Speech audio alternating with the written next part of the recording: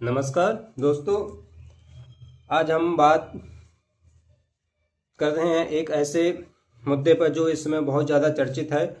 जी, हम बात करने वाले हैं जो अभी भारत में जो अभी हाल ही में जो इंडिया एआई समिट 2026 हुआ था। तो जो ये सम्मेलन था, एक ऐसा सम्मेलन था जो कि ग्लोबल साउथ में जो आर्टिफिशियल इंटेलिजेंस को लेकर एक सबसे बड़ा एक साझा मंच था, जिसमें दुनिया के कई सारे देश के प्रतिनिधि, कई सारी कंपनियों के हेड या सीईओ वगैरह जो उस समिट में शामिल हुए थे। और इसी समिट में एक ऐसा विवाद हुआ जो कि जिसके कारण ये जो पूरा इवेंट था बहुत ज़्यादा ही दुनिया में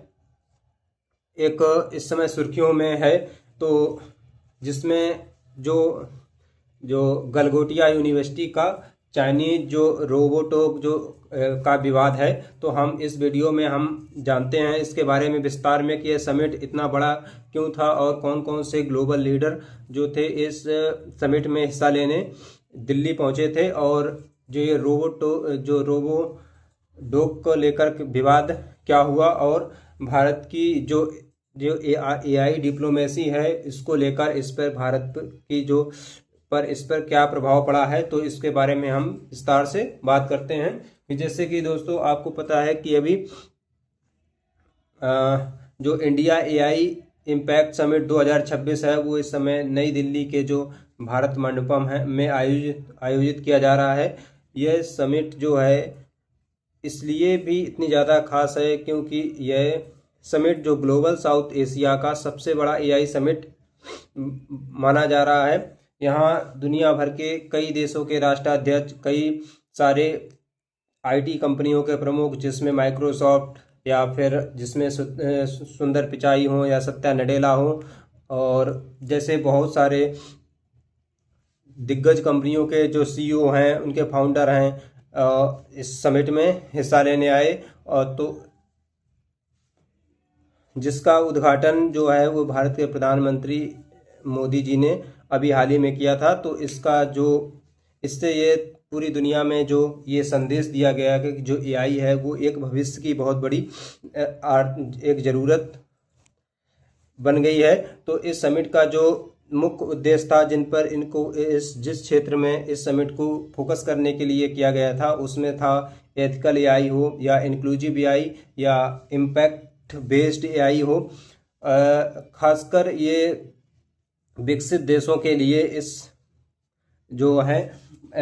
उनके लिए ये विशेष रूप से आयोजन किया गया था। और यह समिट जो था इसमें बहुत सारे देश के जो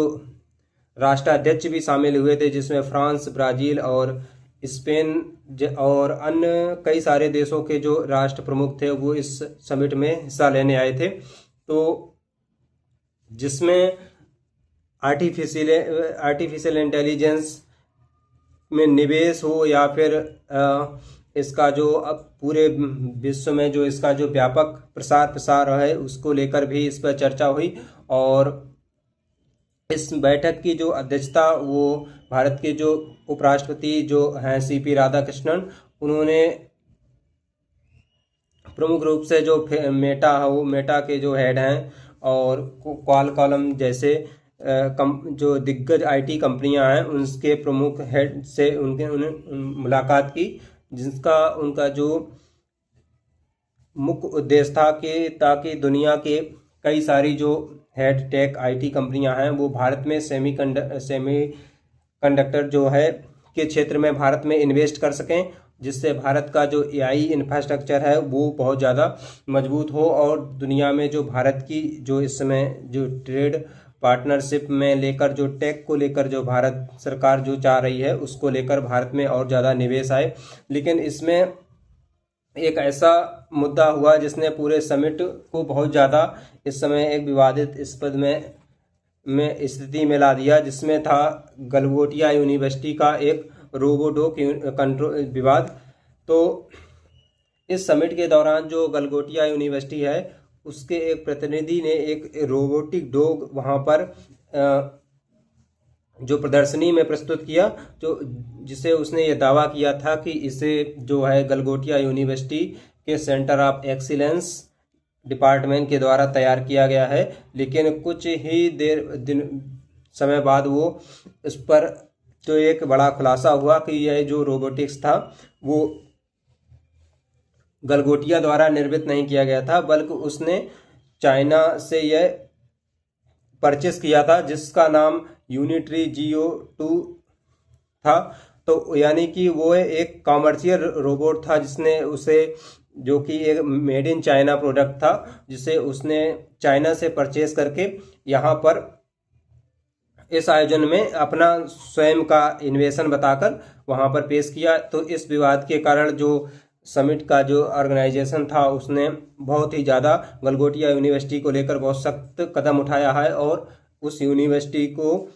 समिट से बाहर कर दिया है। और लेकिन इसके बाद ये विवाद यहीं नहीं रुका और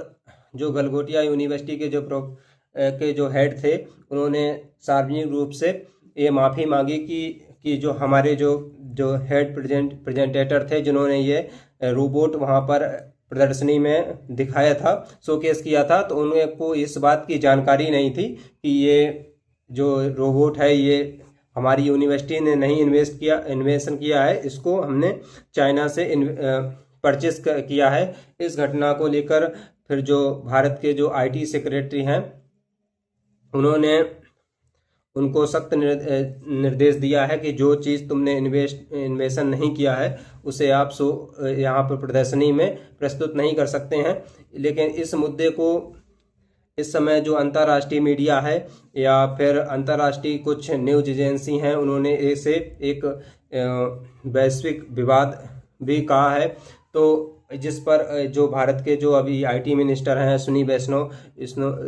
इन्होंने इस विषय को बहुत ही गंभीरता से लेकर इस पर जांच के आदेश दिए हैं। तो सबसे जो इससे एक बात स्पष्ट हुई है कि यह जो विवाद था ये एक रोबोट के एक जो उसको लेकर सीमित नहीं था, यह भारत की जो ग्लोबल इमेज के लिए बहुत बड़ा सवाल बन गया है।